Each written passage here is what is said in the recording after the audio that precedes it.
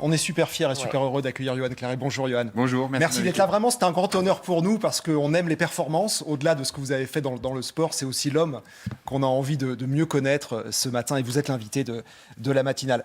De retour d'hier, de Chine, c'est ça. On a les images de votre arrivée en France, donc avec beaucoup de bonheur. Je sais que vous êtes arrivé avec votre médaille d'argent.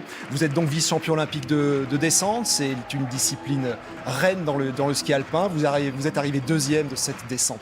10 centièmes. On disait 10 centièmes, c'est 1 dixième. On faisait les calculs à cette vitesse-là. C'est quoi? C'est 3-4 mètres? C'est pas un peu rageant? 3 mètres. C'est un peu rageant, mais ça fait partie de notre sport. C'est à coup de centième tout le temps.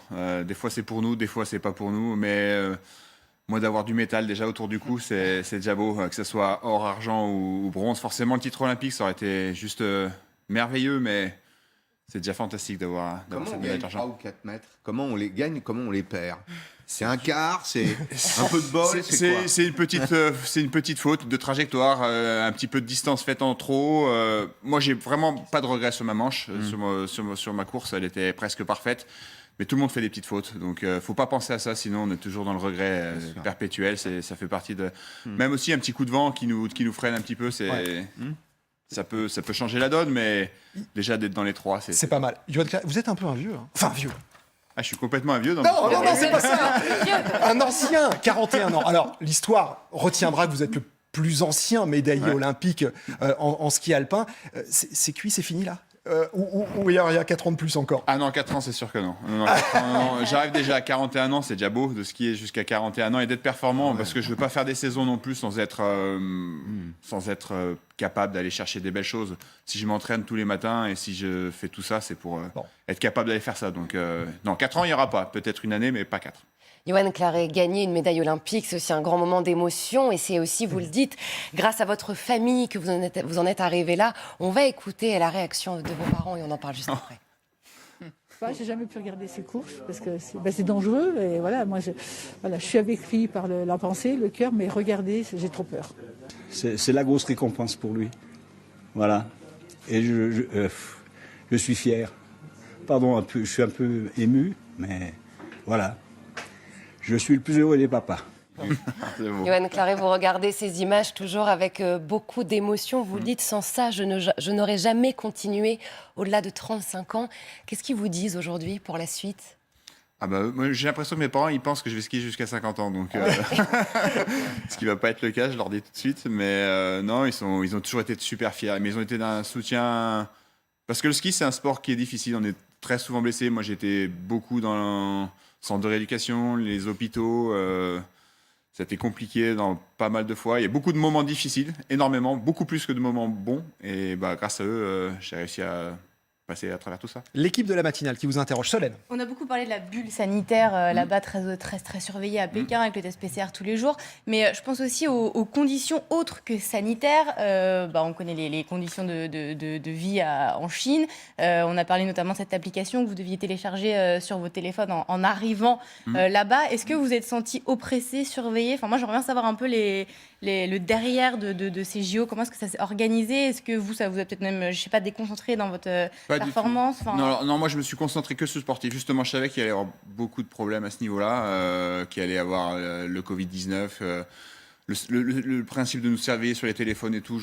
Peut-être, ça me dérangeait pas. J'ai vraiment décidé de me concentrer que sur le sportif et me concentrer sur ma descente et c'est ce qui m'a aidé. Les 3 Olympiades précédentes m'ont aidé là-dessus parce que je savais que c'était important d'être sur le moment présent.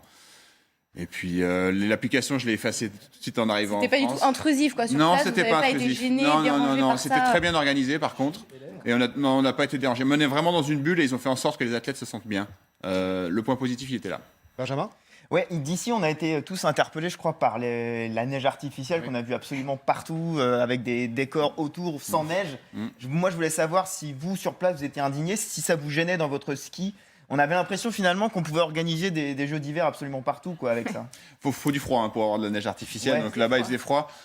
C'est sûr que c'est choquant de ne pas avoir de neige du tout autour de la piste. Après, la neige artificielle, honnêtement, si on ne l'avait pas, notre sport disparaîtrait, même en Europe. C'est là où les gens doivent s'en rendre compte.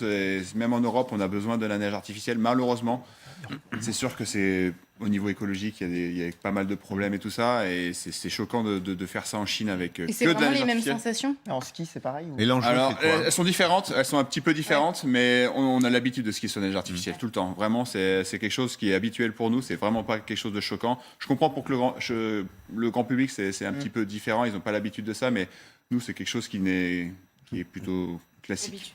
Yoann Claret, on est évidemment concentré, enfin, on vous imagine concentré pendant toute la course. Est-ce qu'à un moment donné, on se dit, je vais avoir la médaille? Je le sais, là. Honnêtement, la dernière portion, pour une fois, était plutôt facile. Donc, on a le temps de penser un petit peu, ce qui est rare dans une descente. Et j'avais une sensation très peu de vitesse sur la dernière section. Je me suis dit, il va peut-être manquer un petit peu quelque chose. Mais je savais que j'avais fait une bonne course. Et en passant l'année, je me suis dit, pourquoi pas? Et ouais, pourquoi pas, quoi. Et après, j'ai vu le numéro 2 sur mon classement, donc c'était super. C'est Beat Feuz, donc le Suisse qui gagne, de 2-3 mètres, c'est ça. 2 questions. D'abord, le poids de la médaille d'argent, c'est quoi? Ça a l'air lourd. Elle est lourde. Si on la porte toute la journée au cou, je peux vous dire On termine un peu comme ça. on finit. Bah, déjà, à 40 ans, on commence à être Bah comme oui, ça. c'est ça. alors, Plus la médaille d'argent, on imagine. Mais là, c'est une bonne raison. Et une autre question, où est-ce que ça brûle beaucoup quand on est descendeur? C'est ça qu'on a envie que le public... Les jambes. Les Ouais, cuisses. ouais, les jambes. Ouais. C'est quoi votre tour de cuisse, Yoann Claret? J'en sais rien, je sais pas trop. Mais il est assez important, même. Ah, d'accord. Attends, j'ai Il a pris le mètre. 80? Non, pas c'est loin. moins que ça, J'arrive. quand même. 37 Mais pour non. aller à 60, 23. Quoi? Qu'est-ce que tu racontes? 23 cm. C'est pas possible. Non, Mais non, non. c'est pas possible. Moi, je suis à On sera 50 au moins. on sera plutôt alors, dans le 70, mais oui, à mon avis. non, mais Stéphane, moi, je suis au moins 23, c'est toi. 55, donc il peut pas être On à sera plus dans le 30. 70, je pense. Il est fou, lui. C'est impossible, t'as un mollet, c'est ton tour T'as de mesuré mollet, ça. 30 cm. Il va le faire. Quand même, t'es un Il va le sportif. faire. Il le fait. Il le Il a fait. pris le mollet, quoi. Quand Il le même. fait. C'est de l'autre sens. C'est là, c'est de l'autre côté. Ouais, c'est ça. Voilà. Eh, Il t'es un le fait. sportif. Le 71, voilà. 71. J'étais pas loin. 71. Et comparé chez vous. Hein. Vous êtes superstitieux, Yoann Claret, on peut porter votre médaille d'argent ou vos proches non, c'est juste... Ah non, je suis pas superstitieux du tout. Ah non, non, Est-ce qu'on peut la garder? non, mais je peux la prendre, il n'y a Ah pas ouais. de souci. Il n'y a pas de souci. Non, mais je suis mon pas rêve, trop dans la c'est une médaille olympique. superstition, non. Mais vous n'avez pas répondu à la question, faut-il sauver le ski ou le climat? Ah oui. C'est une très bonne question. C'est une très bonne question, mais il y a beaucoup de choses à supprimer aussi avec le ski, donc qui seront. Vous avez raison. Faut sauver le climat évidemment.